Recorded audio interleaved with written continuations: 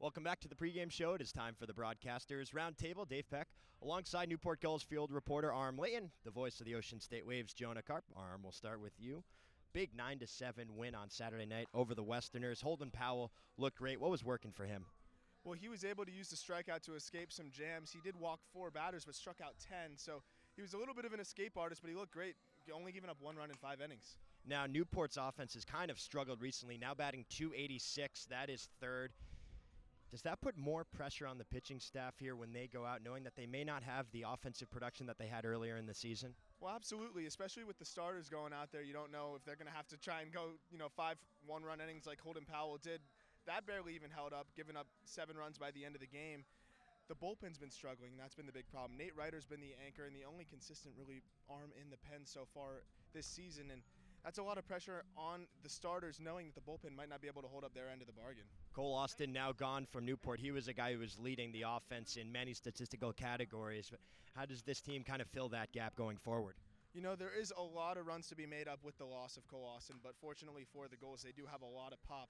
The issue is consistency. I mean, it's not just one player. It's the entire lineup, 1 to 9. So, yes, the loss of Cole Austin's going to hurt, but it's a group effort, and they've been struggling together, and they've been doing well together. All right, Jonah, we'll volley it over to you now. Ocean State, 12-11, 3 games back, just a half game up on Newport, currently in that last playoff spot, third in the South.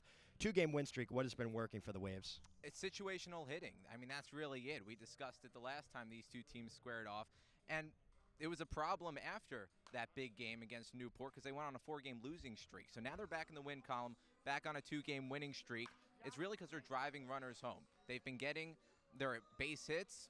They took the lead, on top of Newport now in batting average this season. They're getting on base. It's just a matter of driving them home. That's what's been the key. Offensively, who's a guy that stood out to you? Garrett Hodges, Grant English, a couple of guys have been swinging the bat very well. They've been 1 and 1A for the Ocean State Waves this season. Garrett Hodges sat the last game against New Bedford. We expect him in the lineup tonight, but they're right there with each other in batting average. They're right there with each other in RBIs. They're the 2 most consistent hitters on this team. Now, Jesse Slinger, the righty, is pitching in today's game. Probable starter. What have you seen from him so far this year? I mean, he's been great. He has an ERA of an even 3 right now, making his 5th appearance of the season. And in a starting rotation that's been so depleted all season long, Ryan Stark is gone, Vito Morgesse's gone.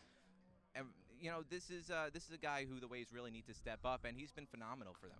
All right, it's Game 4 of the Pellbridge Series. Ocean State leads it head-to-head 2-1.